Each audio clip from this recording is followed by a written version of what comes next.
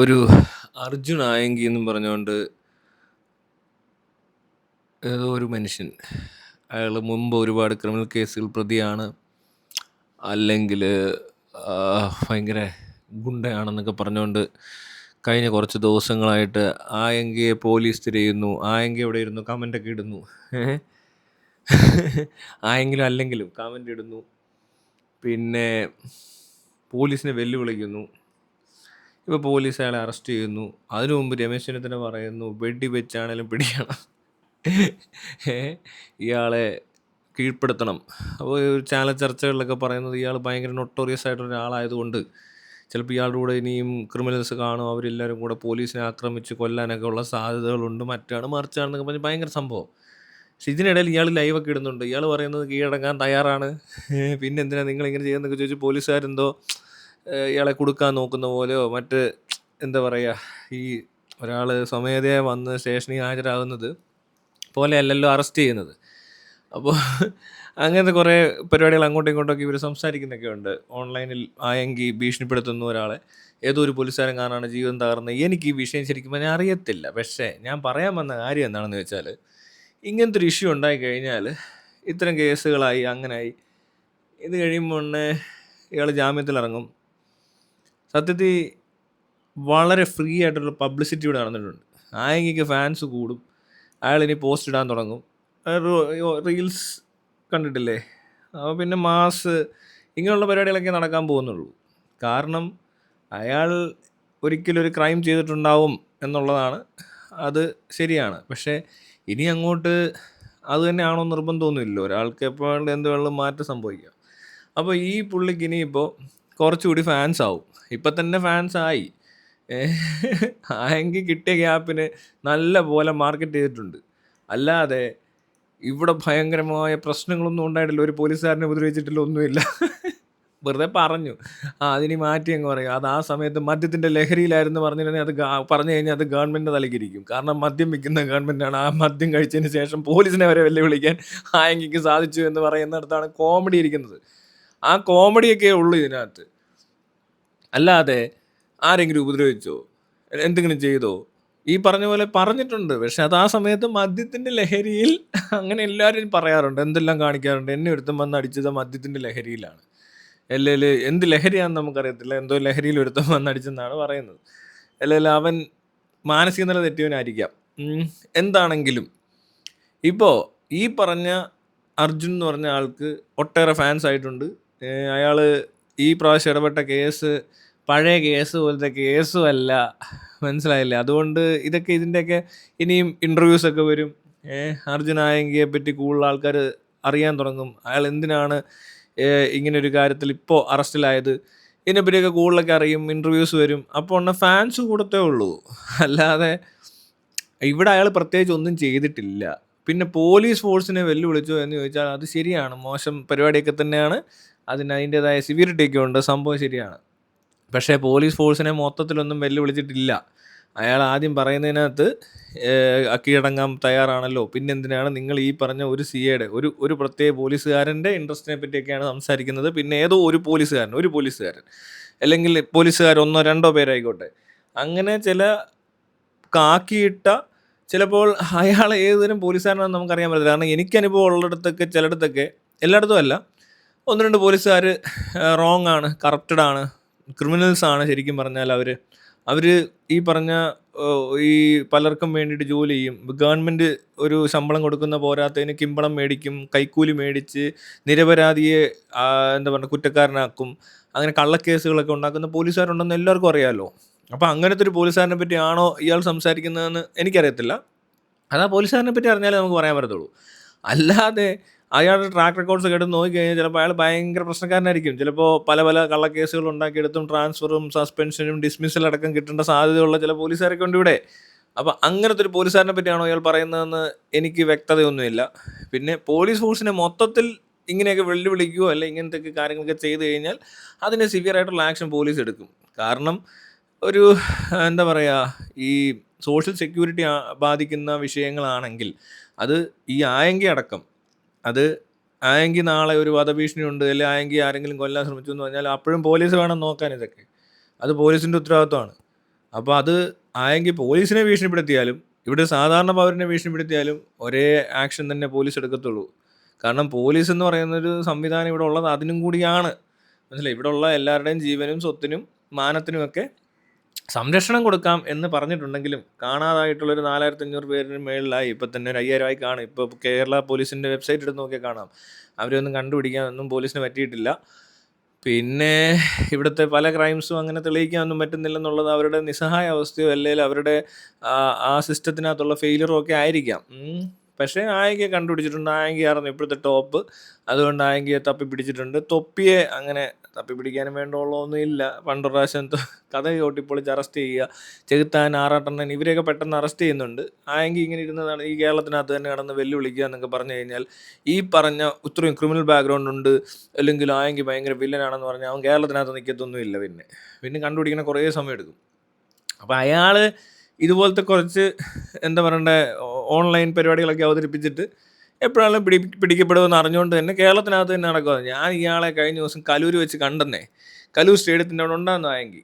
അപ്പം ഞാൻ കണ്ട് ഇയാളെ എനിക്ക് മനസ്സിലായിരുന്നില്ല. എൻ്റെ കൂട്ടുകാരനാണ് പറഞ്ഞത് ഇത് ഇന്ന പോലത്തെ ഒരാളാണ്, ഇയാളിപ്പോൾ എന്തോ പ്രശ്നം ഉണ്ടാക്കിയിട്ടുണ്ട്, ഓൺലൈനിൽ ഏതോ SIയോ CA ഒക്കെ വെല്ലുവിളിച്ചിട്ട് നിൽക്കുന്ന ആളാന്നൊക്കെ പറഞ്ഞിട്ട് പോയി. അയാൾ അതുവഴിയൊക്കെ കറങ്ങി നടക്കുക. ഈ പറഞ്ഞ പോലെ എറണാകുളത്ത്, തൃശ്ശൂർ ഇങ്ങനെല്ലാം കറങ്ങി നടപ്പുണ്ടായിരുന്നു. അപ്പം ഞാനിപ്പോൾ ഇത് കണ്ടു. പിന്നെ എനിക്ക് ഞങ്ങൾ പിന്നെയും പോയി തിരിച്ചു പോയി നോക്കിയപ്പോൾ ആളെ കാണുന്നില്ല അവിടെ. അപ്പോൾ എന്തൊക്കെ പറഞ്ഞാലും ഇതൊക്കെ ഇങ്ങനത്തെ കുറേ പരിപാടികളൊക്കെ സകല വില്ലന്മാരും കാണിക്കാറുണ്ട്. പോലീസും അതിൻ്റെ പുറകെ ബാക്കി കാണിക്കാറുണ്ട്. ഇത് പക്ഷേ അത്ര ഭയങ്കര ഭീകര സംഭവമാണോ എന്ന് ചോദിച്ചാൽ അത്ര ഭീകര അന്തരീക്ഷമൊന്നും ഇവിടെ സൃഷ്ടിച്ചിട്ടില്ല. ഈ പറഞ്ഞൊരു ത്രെട്ട് അവിടെ കിടപ്പുണ്ട്. അത് ആ പോലീസുകാരനെ സംബന്ധിച്ച് അതൊരു ബുദ്ധിമുട്ടാണ്. അപ്പോൾ പോലീസിനെ അറസ്റ്റ് ചെയ്തേ പറ്റത്തുള്ളൂ. പോലീസ് ചെയ്യേണ്ട കാര്യം കൃത്യമായിട്ട് ചെയ്തിട്ടുണ്ടെന്നേ ഞാൻ പറയത്തുള്ളൂ. കാരണം ഇത് ആർക്കെതിരെയാണെങ്കിലും, ഇതിപ്പോൾ എനിക്കെതിരെയാണെങ്കിലും ഇനി ആയെങ്കിക്കെതിരെയാണെങ്കിൽ പോലും പോലീസ് ഇങ്ങനെയൊരു നടപടി എടുക്കേണ്ട ഉത്തരവാദിത്തപ്പെട്ട ഒരു എന്താ പറയണ്ടേ സിസ്റ്റമാണ് ഈ പോലീസ് സിസ്റ്റം എന്ന് പറയുന്നത്. അതിനാണ് നമ്മളിവിടെ പോലീസിനൊക്കെ ആയെങ്കിലും അടക്കേണ്ട ടാക്സ് പോലീസിന് സാലറി ആയിട്ട് കിട്ടിക്കൊണ്ടിരിക്കുന്നുണ്ട്. അല്ലെങ്കിൽ നിങ്ങൾ ചെയ്യുന്ന ഓരോ പ്രവൃത്തിയും നല്ലതോ ചീത്തയോ എന്തോ ആയിക്കോട്ടെ അതിൻ്റെയൊക്കെ റിസൾട്ട് നമുക്ക് ഉറപ്പായിട്ടും ഉണ്ടാവുമല്ലോ എന്ന് പറഞ്ഞാൽ ഈ സംഭവത്തിൽ എനിക്ക് തോന്നുന്നത് ഇതിനകത്ത് കൂടുതൽ ഭീകര അന്തരീക്ഷമൊന്നും ഇല്ല. ഇത് ഇപ്പോൾ ഒരു മദ്യലഹരിയിൽ തീരാവുന്ന പ്രശ്നമേ ഉള്ളൂ. പിന്നെ ഇമാതിരി വൈരാഗ്യമൊക്കെ ഉണ്ടെങ്കിൽ അത് തീർച്ചയായിട്ടും പരിഹരിക്കപ്പെടേണ്ട വിഷയമാണ്. അതിന് പോലീസുകാരെന്താ ചെയ്യാൻ പോകുന്ന അറിയത്തില്ല. ഇനി ഈ പറഞ്ഞ ആളെ മർദ്ദിച്ചോ എന്ന് ചോദിച്ചപ്പോൾ ഇതുവരെ മർദ്ദിച്ചില്ല, ഇനി മർദ്ദിക്കാൻ സാധ്യത ഉണ്ടെന്നൊക്കെ അയാൾ പറയുന്നുണ്ട്. പക്ഷേ അങ്ങനെ മർദ്ദിക്കാനുള്ള സാധ്യതയൊന്നും ഇല്ല. കാരണം അയാളെ മർദ്ദിച്ചിട്ടുണ്ടെങ്കിൽ അയാൾ ഉറപ്പായിട്ടും പുറത്തു വന്ന് വീണ്ടും ഈ പറഞ്ഞ പോലെ അത് പരാതിപ്പെടുകയോ പോലീസിൽ അറിയിക്കുകയോ ഇയാളുടെയൊക്കെ വക്കീലൊക്കെ ഡെയിലി പോയി കൺസൾട്ട് ചെയ്യുകയൊക്കെ ചെയ്യും. അല്ലെങ്കിൽ അതിനകത്ത് കയറി എന്തെങ്കിലും പ്രശ്നം ഉണ്ടായാൽ അതിനെപ്പറ്റിയൊക്കെ വിവരങ്ങളൊക്കെ പുറത്ത് കിട്ടും, ആൾക്കാർ സാക്ഷികളുണ്ടാവും. പിന്നെ അതുമല്ല, അർജുനായെങ്കിൽ ഒരു പ്രശ്നക്കാരനാണെങ്കിൽ അർജുനായെങ്കിൽ ഇടിക്കുന്നത് അത്ര ഒരു രസകരമായ സംഭവം ആയിരിക്കത്തില്ല. കാരണം അയാൾ അങ്ങനത്തെ ഒരു പ്രശ്നക്കാരനാണ്. തിരിച്ച് ഏതെങ്കിലും ഒരു അവസരത്തിൽ ഒന്നും പറയാൻ പറ്റത്തില്ല. ഇതൊക്കെ വൈരാഗ്യ ബുദ്ധിയൊക്കെ ഉള്ളൊരു മനുഷ്യനാണെങ്കിൽ ചിലപ്പോൾ ആ രീതിക്കൊക്കെ ഇടപെടാൻ സാധ്യതയുണ്ട്. ഏതോ ഒരു പോലീസുകാരനുമായിട്ട് എന്തോ ഒരു ചെറിയ പ്രശ്നം ഉണ്ടെന്ന് കരുതി പോലീസുകാരെല്ലാവരോടും അയാളെ അങ്ങ് ഇടിച്ച് ചതച്ചേക്കാമെന്ന് വിചാരിച്ചാൽ ചിലപ്പോൾ പറയാൻ പറ്റത്തില്ല. ഏതെങ്കിലും ഒരു പോലീസുകാരൻ ഏതെങ്കിലും ഒരു സമയത്ത് ചിലപ്പോൾ ഇങ്ങനെയുള്ള മെൻറ്റാലിറ്റി ഉള്ള ആൾക്കാരാണെങ്കിൽ, എനിക്ക് ഉറപ്പൊന്നുമില്ല ഈ ആരെങ്കിയോ എന്തോ സാരെങ്കിയോ ആരാന്ന് എന്തോ പെട്ടെന്ന് പേര് പറഞ്ഞത്. ഞാൻ ഈ കഴിഞ്ഞ ദിവസം ഇത് കണ്ടത്, അന്ന് ആളെ കണ്ടതാണ് ഈ ഇങ്ങനെയൊരു പ്രശ്നം നടക്കുന്നുണ്ടെന്ന്. അതിന് മുമ്പ് എനിക്ക് ഈ സംഭവം ഒന്നും അറിയത്തില്ല. അർജുൻ ആരാണെന്നോ അയാളുടെ ബാക്ക്ഗ്രൗണ്ട് ഒന്നും അറിയത്തില്ല. ഇപ്പോൾ പെട്ടെന്നാണ്, നിങ്ങൾ ആരെങ്കിലും ഇങ്ങനെ ഒരു പേര് കേട്ടിട്ടുണ്ടോ? പെട്ടെന്ന് വൈറലാവാൻ വേണ്ടിയിട്ട് ഒരു കണ്ടന്റ് ക്രിയേറ്റ് ചെയ്ത പോലെ എനിക്ക് തോന്നുന്നത്. അങ്ങനെയുള്ളത് അല്ലാതെ എനിക്കറിയത്തില്ല എന്തോ ഈ പ്രശ്നം എന്നുള്ളത്. ഇവിടെ എന്തോ നടന്നിട്ടുണ്ട്, അയാൾ എന്തോ പറഞ്ഞിട്ടുണ്ട്, പറഞ്ഞു കഴിഞ്ഞപ്പോൾ അതിൻ്റെ കുറേ പ്രശ്നങ്ങൾ തുടങ്ങിയിട്ടുണ്ട്. ഉടൻ തന്നെ പോലീസ് ഭയങ്കര സീനാക്കിയിട്ടുണ്ട്, ഭരണകൂടം സീനാക്കിയിട്ടുണ്ട്. ഇനിയിപ്പോൾ അതിൻ്റെ പുറകെ ഭയങ്കര സംഭവമായിട്ടുണ്ട്. ഇവിടെ കാണാതായ ആരാണ്ട് തപ്പിയിട്ടില്ലെന്നൊക്കെ പറഞ്ഞ് പരാതി പൊങ്ങുന്നുണ്ട്. അവരെ ഒന്ന് ആയെങ്കിലൂടെ വിടുവായിരുന്നെങ്കിൽ ആയെങ്കിൽ കടലിൽ കൊണ്ട് വിട്ടിരുന്ന ചിലപ്പോൾ കടലിൽ മിസ്സായ ഒരാളെ കിട്ടിയെന്നൊക്കെ പറഞ്ഞ് ആൾക്കാർ കളിയാക്കുന്നുണ്ട്. അപ്പോൾ ഇമാതിരി ഇതിനകത്ത് കുറച്ച് ഡ്രാമയുണ്ട് കേട്ടോ. ഇത് ഭയങ്കര സിവിയർ ആയിട്ടുള്ള ഇഷ്യൂ ഒന്നുമല്ല. പോലീസ് കണ്ടെത്തണം, അത്രേ ഉള്ളൂ. ഈ വാർത്തയ്ക്കകത്ത് ഇത്രയും പ്രാധാന്യമൊക്കെ കൊടുത്ത് ഒരാളിരുന്ന് എന്തൊക്കെയോ പറയുന്നു. ഉടനെ പോലീസ് ഈ പോലീസിൻ്റെ വോക്കി ടോക്കി ഒരുത്തിന് കിട്ടി ഓർക്കുന്നുണ്ട് പണ്ട് ആക്ഷൻ ഹീറോ ബിജു എന്ന് പറഞ്ഞ സിനിമയ്ക്കകത്ത്. അതുപോലത്തെ ഒരു കേസാണെങ്കിൽ പോലും ഒന്നാലോചിച്ച് ചോദിക്കുക. ഇതിനകത്തൊക്കെ അങ്ങനത്തെ ഒരു കോമഡി ഉണ്ട്. ഈ വോക്കി ടോക്കി കിട്ടി കഴിഞ്ഞ് പുള്ളി ഇരുന്നവരെന്നൊക്കെ പറയുന്ന പോലെ ആയെങ്കിൽ എവിടെയൊക്കെ ഇരുന്ന് എന്തൊക്കെയോ പറയുക.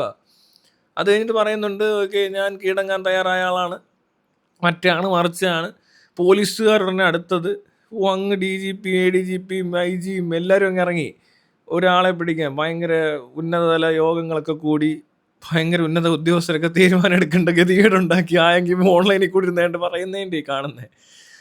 ഭയങ്കരം തന്നെ. ഇപ്പോൾ ആയെങ്കിയുടെ സെറ്റപ്പ് നോക്കിക്കോണം. ആയെങ്കിയുടെ ഫേസ്ബുക്ക് പേജോ ഇൻസ്റ്റഗ്രാം പ്രൊഫൈലോ ഉണ്ടെങ്കിൽ ഫാൻസ് കൂടും. പിന്നെ ഇതിൻ്റെ പുറകെ നടന്ന് അവർ പറയുന്നു ഇതിനകത്ത് ഭയങ്കര ലൈക്കും കമൻറ്റും ഒക്കെ ഇട്ട ആൾക്കാരെ കൂടെ അറസ്റ്റ് ചെയ്യുമെന്ന്. അയ്യോ, അതെന്തിനാ? അതിൻ്റെ ആവശ്യം എന്താ? ഇങ്ങനത്തെ മണ്ടന്മാർ ഇവിടെ ഉള്ളതിൻ്റെ ഉത്തരവാദികൾ ആരാ? ഇപ്പോഴും ഞാൻ ചോദിക്കുവാണ്, ഇതിൻ്റെയൊക്കെ ഉത്തരവാദികൾ ആരാണ്? ഇങ്ങനെ ഈ ഒരു ആളെ കണ്ടു, അല്ലെങ്കിൽ ഇങ്ങനെ ഒരു സംഭവം ഉണ്ടായി, അപ്പം തന്നെ ചാടിക്കേറി ഇവരുടെ ഫാൻ ആവാനും അവരെ ലൈക്ക് അടിക്കാനും സൂപ്പറാണ് അണ്ണാ എന്ന് പറയാനുമുള്ള ആളുകൾ ഇവിടെ എങ്ങനെ ഉണ്ടായി? അതിൻ്റെ കാരണക്കാരാരാണ്? പോലീസിന് കിട്ടുന്നുണ്ടല്ലോ ഇങ്ങനത്തെ ലൈക്കൊക്കെ. പോലീസിന് ലൈക്ക് കിട്ടുന്നുണ്ടെങ്കിൽ ഗുണ്ടകൾക്കും കിട്ടുമെന്നൊന്ന് വിചാരിച്ചാൽ മതി. ഇവിടെ എല്ലാവർക്കും ലൈക്കാ. ഇവിടെ ഊളത്തരം കാണിച്ച് അതിൽ കൂടുതൽ ലൈക്ക് കിട്ടും. അപ്പോൾ അവരെ ഒന്നും പിടിക്കാൻ ചെന്ന് കഴിഞ്ഞാൽ കുറേ വെളിവില്ലാത്ത മനുഷ്യരെ കണ്ടെത്താൻ പറ്റുമെന്നുള്ളതല്ലാതെ എന്തെങ്കിലും പറയാനുണ്ട്? കുറേ പേരെ കേസ് കൊടുക്കണമെന്ന് വല്ല ടാർഗറ്റ് വല്ലതും ഉണ്ടോ എന്ന് എനിക്കറിയത്തില്ല ഇവർക്കിപ്പോൾ. അല്ലാതെ ഇങ്ങനെയുള്ള സപ്പോർട്ട് ചെയ്ത് നടക്കുന്ന ഈ പിടിച്ചോണ്ട് വരുമ്പോഴായിരിക്കും കാണുന്നത് വല്ല ഗതികേടൊക്കെ ആയിരിക്കും അതൊക്കെ. മനസ്സിലായോ? അല്ലാതെ ഇങ്ങനെയുള്ള അവസരങ്ങളിലൊക്കെ കയറി ഒരു ആളിങ്ങനെ ചെയ്തു ഉടനെ പോവാം. പോലീസിനോട് വിരോധമുള്ള ആൾക്കാർ ഒത്തിരി പേര് കാണും.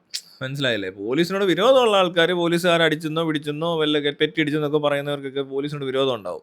എനിക്ക് ഈ പറഞ്ഞ പോലീസുകാരനോട്, അതായത് 1-2 പോലീസുകാരോട് വിരോധമുണ്ട്.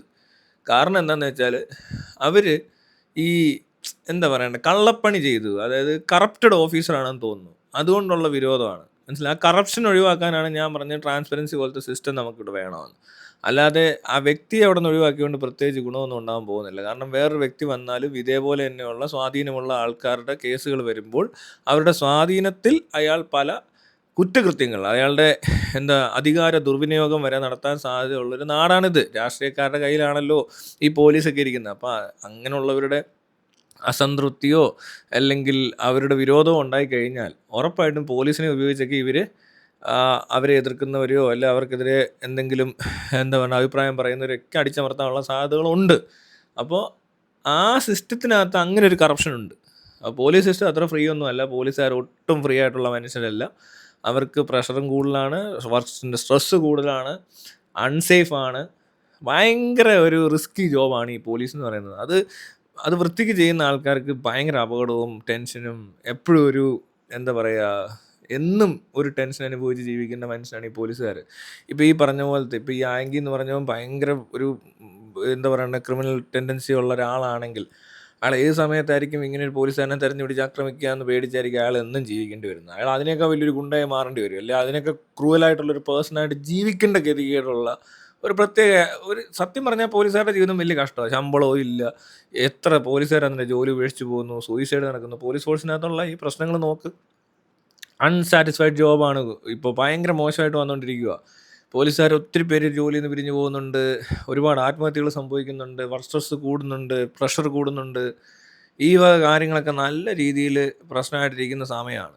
ഇതൊക്കെ പോലീസുകാർക്ക് നല്ലപോലെ അറിയാവുന്ന കാര്യമാണ്. വളരെ ബുദ്ധിമുട്ടി ജീവിക്കുന്ന മനുഷ്യരാണ്. രാത്രിയും പകലും ഇല്ലാതെ ശവത്തിനും എല്ലാത്തിനും കാവൽ നിൽക്കലും ഈ പറഞ്ഞ ഇമാതിരി ഇത്രയും ആളുകൾ, അതായത് ഈ പറഞ്ഞ പോലെ ഈ കാണുന്ന ആയെങ്കിൽ അത്ര വലിയ പ്രശ്നക്കാരനൊന്നുമല്ല. ഈ മെൻ്റൽ പാർട്ടീസ് ഉണ്ട്. ഇതിനെയൊക്കെ ഹാൻഡിൽ ചെയ്യണമെന്നുണ്ട് എന്തൊരു പാടാണെന്നറിയാം. അടിക്കാൻ പറ്റുമോ, പിടിക്കാൻ പറ്റുമോ, ഒന്നും ചെയ്യാൻ പറ്റത്തില്ല. ഈ വാട്ടനൊക്കെ വന്ന് പോലീസുകാരെ തല്ലും, ചിലപ്പോൾ കുത്തും. എത്ര പോലീസുകാർക്ക് എന്തെല്ലാം ഉപദ്രവങ്ങൾ ഉണ്ടാകുന്നുണ്ട് ഈ നാട്ടിൽ. പിന്നെ പോലീസുകാരുടെ ഇടയിൽ കുറച്ച് വിഷങ്ങൾ അല്ലെങ്കിൽ കറപ്റ്റഡ് ആയിട്ടുള്ള ഓഫീസേഴ്സ് ഉള്ളത് കൊണ്ട് മുഴുവൻ ഫോഴ്സിനും പേരുദോഷം കിട്ടിയിട്ടുള്ള ഒരു പ്രത്യേകതരം വിഭാഗമാണ് പോലീസുകാർ. ഞാൻ പറഞ്ഞില്ലേ, എനിക്ക് എൻ്റെ ജീവിതത്തിൽ 2 അനുഭവം മോശപ്പെട്ടുണ്ടെങ്കിൽ 10 അനുഭവം നല്ലതാണ്. മനസ്സിലായി? പക്ഷേ ഈ 2 അനുഭവത്തിൻ്റെ പുറത്ത് ഞാൻ ചിലപ്പോൾ വീഡിയോ കിട്ടുന്നിരിക്കും. അത് ആ പ്രത്യേക ഒരു ഇൻസിഡൻ്റ് അല്ല, അതിനകത്തുള്ള ഹ്യൂമൻ റൈറ്റ്സ് വയലേഷൻ അല്ലെങ്കിൽ ഈ പറഞ്ഞ അധികാര ദുർവിനിയോഗം, അതിനെപ്പറ്റിയൊക്കെ നമ്മൾ സംസാരിക്കത്തുള്ള വ്യക്തിയോട് ആ സാധനം വ്യക്തമായി വളരെ സ്പഷ്ടമായി പറഞ്ഞ് മനസ്സിലാക്കുന്നതരം വീഡിയോസ് ഞാൻ ഇടും. അതിനിപ്പോൾ എന്നാണേലും കറപ്ഷൻ കണ്ടു കഴിഞ്ഞാൽ പറയാതിരിക്കേണ്ട കാര്യമൊന്നുമില്ല. പിന്നെ ഇതെല്ലാം കൂടെ അങ്ങ് സഹിക്കേണ്ട ആവശ്യമൊന്നും ഇവിടെ ഒരു ഇന്ത്യൻ പൗരനും ഇല്ല. ഇയാളും ഞാനും തമ്മിൽ വലിയ വ്യത്യാസമൊന്നും ഇല്ലെന്നുള്ള കാര്യം എനിക്കറിയാം. അതുകൊണ്ട് അത്രയും കാര്യങ്ങൾ കണ്ടാൽ തീർച്ചയായിട്ടും പോസ്റ്റ് ഇടുകയൊക്കെ ചെയ്യും. അതിനിപ്പോൾ വേറെന്താ വഴിയുള്ളത്? എനിക്ക് ഇമാതിരി കള്ളക്കേസുകളും തീട്ടക്കേസൊക്കെ